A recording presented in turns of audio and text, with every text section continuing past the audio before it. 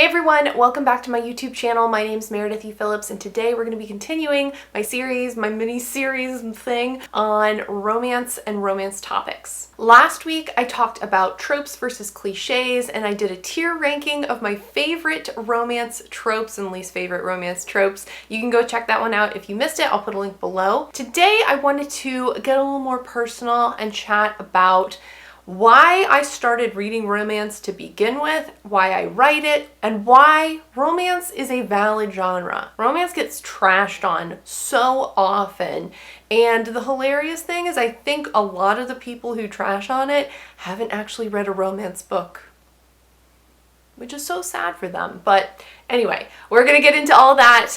Before that though, I do want to wish you a belated happy Valentine's Day, which was yesterday if you're watching this video the day it goes live. I have great news for you. If Valentine's Day is like not your thing and you literally hate it, today is the best day of the year, because you know what? All that Valentine's Day candy, it's on sale. So get you to Target, go to the grocery store, and pick up some discounted candy for yourself. So if you've been around my channel for a considerable amount of time, I have talked a little bit in a few past videos about why I'm writing romance, but I wanted to go a little deeper, share the whole story, or at least what part of the story I'm comfortable with sharing on the internet, and hopefully you will be able to gain a little more respect for the genre. You'll be able to see that there's value in it. Now, I completely 100% acknowledge that romance novels are not for everyone. Some people might read one or two and be like, no, that's totally fine. I've read several sci-fi books. I do not like sci-fi books. I'm sorry. They're well written. The ones I read were enjoyable, but I'm not gonna pick up a sci-fi book anytime soon. So definitely different things for different people. That's all well and good, but I'm hoping that you'll see the value in the genre, that you'll maybe gain a little respect for it. For me personally, like, I certainly respect the sci-fi genre. There's nothing wrong with it. It just involves tropes and types of characters and plot lines that don't really interest me personally. So it's not that I think it's a bad genre. It's just not one for me. So let me get into my story, and at the end I am going to recommend, if you are brave enough, I'm going to recommend a few romance books for you to pick up if you've never read one before. Let's go ahead and get all into this. So we're going to travel back in time a little ways to 2015. Wasn't that a simpler time? But anyway, way back in 2015, I'd been an adult for a minute, but I hadn't picked up a book in a long time. A book purely just for enjoyment, for pleasure, for entertainment purposes. Had not read a book in a long time. I used to love reading when I was a kid, but you know, life gets busy when you're an adult, and some of those things just sort of fall by the wayside. So I ended up starting to read YA fantasy, and I read one and was hooked immediately. I loved it. I wanted more immediately, and I was just wrecking these books. I was reading through them as quick as I could. They were so fun. I was reading books that had come out in like the past decade or so that I had completely missed out on, and they were really popular, good books. And I loved them. I loved them. I loved the magic systems. I loved the faux medieval Europe settings. I loved all of the characters. I loved the training montage sequences. I loved when that one character like finally got to learn how to use their power in like a moment of crisis, and they're like, oh my gosh, now I can use my power. I loved all of that. And looking back, I was reading those books because they allowed an escape from real life, you know? I think we turn to different kinds of media and storytelling, movies, books, TV, all that kind of stuff, when we need an escape from our own life and our own problems, and you can immerse yourself in these other worlds and these other characters and just have a little bit of time away, a little mental break from whatever you might have going on in your life. Then in 2016, things in my life were still steady, but there were undercurrents of not good things. And I think subconsciously I knew that this stuff was going to come to a head eventually. And I was reading these books, I think, to kind of escape that inevitability. And late 2016, mid 2016, I was trying to find more and more fantasy books where the romance subplot, because you know in YA fantasy we gotta have a romance subplot. I was looking for books where that subplot was maybe more than just a subplot. I really was enjoying the romance in the books, and I was actually starting to get kind of bored of some of the typical things you find in YA fantasy. The lost princess who has to save her kingdom, the cool magic systems. Like, I had read a lot of books and I was just kind of getting tired of seeing the same story over and over again. It wasn't doing it for me anymore. But the romance was. I was really enjoying that, and I was reading them almost primarily to get that romance subplot. I didn't care about saving the kingdom. I just wanted these two characters to be together. But if you're reading a fantasy book, there's going to be pages and pages and chapters about fantasy stuff and not the romance. And I really wanted the romance. So finally, what I realized was I really just wanted to read a romance book. I'd never in my life picked up a full-on romance novel. And when I started thinking about romance novels, I thought of this. I think that's what everyone thinks of. The Fabio covers, the bare-chested guy, the wind in his hair, with the scantily clad woman hanging off of him. Like, that's what everyone thinks of, right? And I was like, gosh, those look so bad. They look so cheesy. They look so dumb. That's what you're gonna read. That's what you're gonna read. You're gonna read this. But I was like, kinda yeah. I wanted to read a romance story that didn't have all the other fantasy whatever stuff in it. I didn't want that. I wanted the romance. So I thought, you know, these books are gonna be terribly written. They're gonna be full of cheesy crap writing.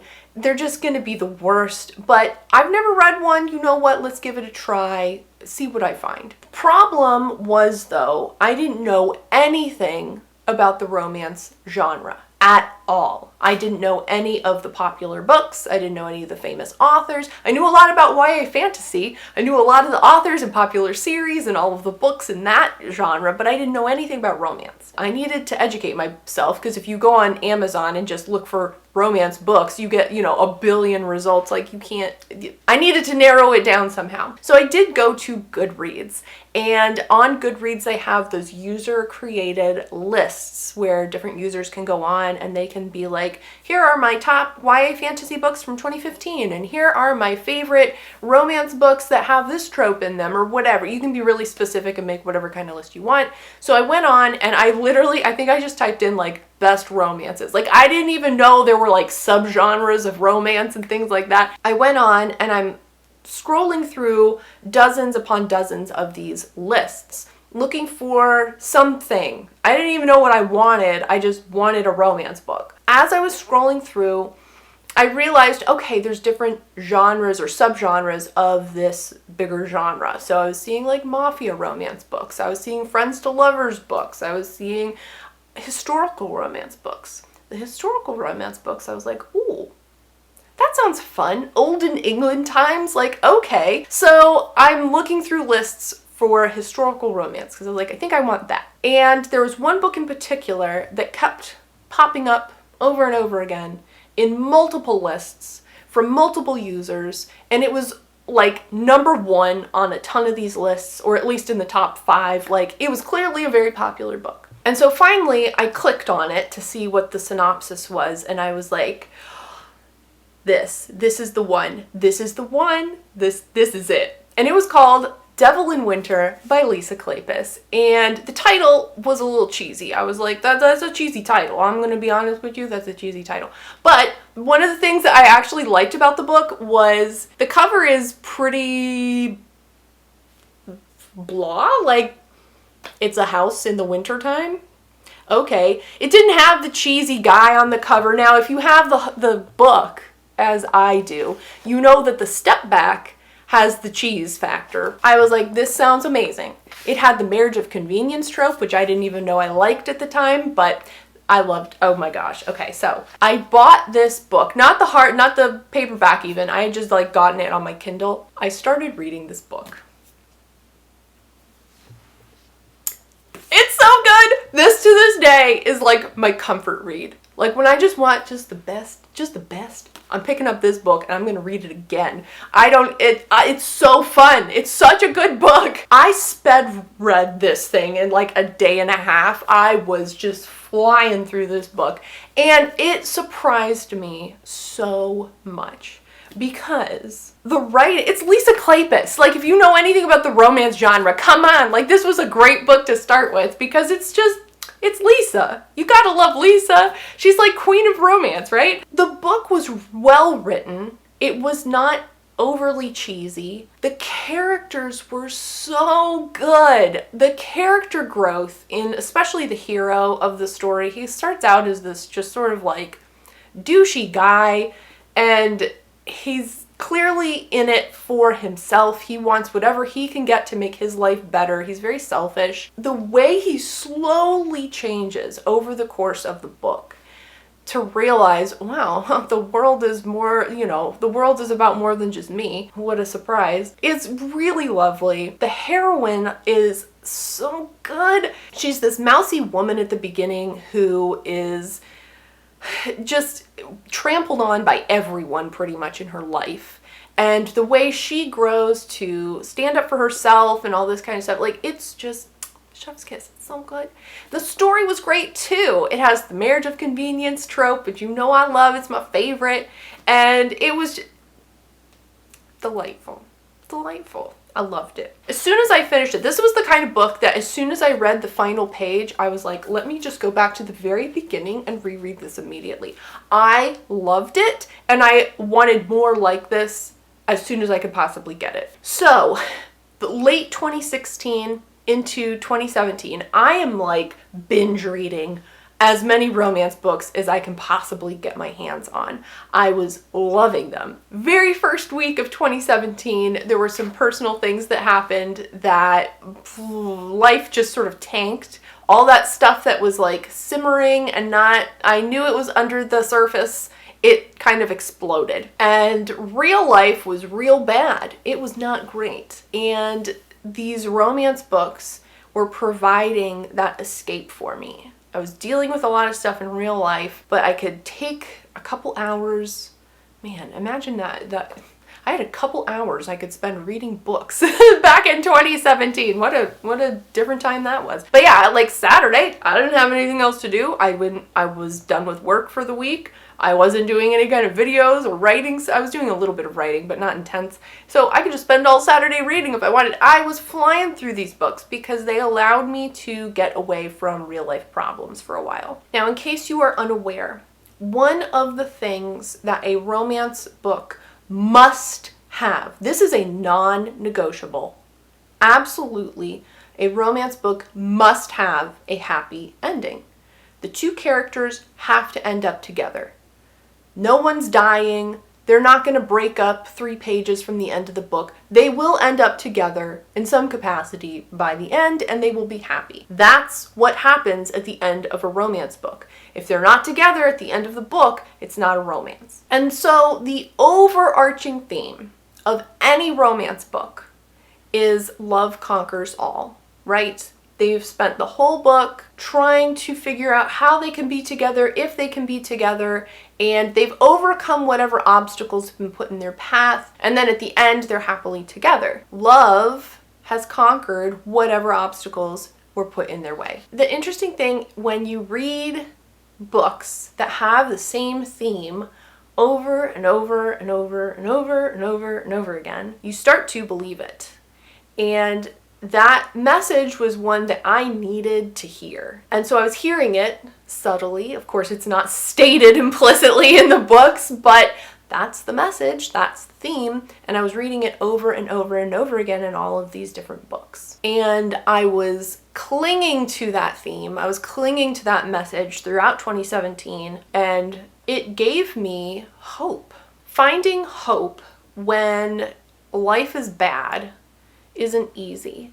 And these books were giving me that. And I know you're probably thinking, these are fake books, they're fiction books. They're not real. But it doesn't matter, because whatever book you're reading, if it's fictional, they all have a message, they all have a theme, and when you hear that same thing over and over and over again, you're going to start to believe it. So I had started to believe this message. 2017 passed, things got better toward the end of the year, 2018 started for me, and life had kind of settled a little bit. Things had evened out, things weren't perfect, but we were edging our way toward acceptable. I don't know if perfect is ever something that happens, but we were getting better. I was writing my own stories by 2018. After NaNoWriMo 2018, I realized fantasy writing is not for me. I don't like it and I don't want to do that anymore. I realized I really wanted to write romance stories because that's what I was reading. That's what was giving me joy. That's what had helped me through this incredibly difficult period of my life. When I write my stories, I'm hoping that one day, if they ever get published, they will end up in the hands of somebody who needs that story, who needs that message. Someone who needs a story where love wins and love conquers all, and they are given the gift of hope. So when I hear people making fun of romance, trashing it, they're kind of belittling it, it's not as good as this genre or that genre or whatever. Those people are speaking out of ignorance. They just are. Maybe romance books did nothing for them. That's totally valid. If they say, I don't like it, it didn't work for me, totally fine. But when you trash the genre as a whole, you're speaking out of ignorance. You don't know what you're talking about. Romance books have done a lot of good for a lot of other people, myself included. Again, I'm not saying that everyone has to love romance novels. They're definitely not for everybody, but my hope is that in the years to come, the romance genre will gain a little more respect in general. And especially, I'm sick of hearing that from people who have clearly never read one. If you're like, what's the last romance book you read? They don't know because they've never read one. Come on. Now, maybe you're one of those people who've never actually read a romance book because you look at those covers and you're like, literally no. If you're feeling brave, I'm going to challenge you to pick up a romance book sometime soon. It is, like I said, a huge genre. It outsells every other genre by a big margin every year. There are a ton of books to choose from. And it, like I found, it can be a little overwhelming when you're like, okay, I'm gonna read one. And then you're like, whoa, where do I even start? There's so many. So if you're maybe interested,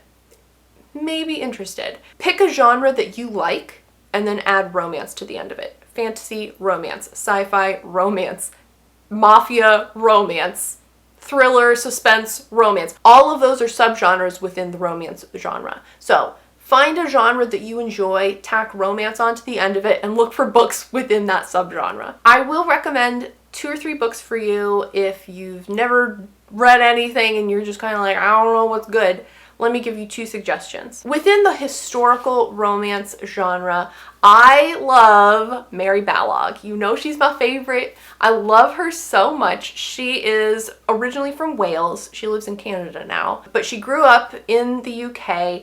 She knows the history, she knows the atmosphere, and her writing is so beautiful. Her stories are usually very character heavy, so if you want something with a really fast-paced plot, Mary Balogh probably isn't for you. But if you want something with really deep, beautifully written characters, her books are fantastic.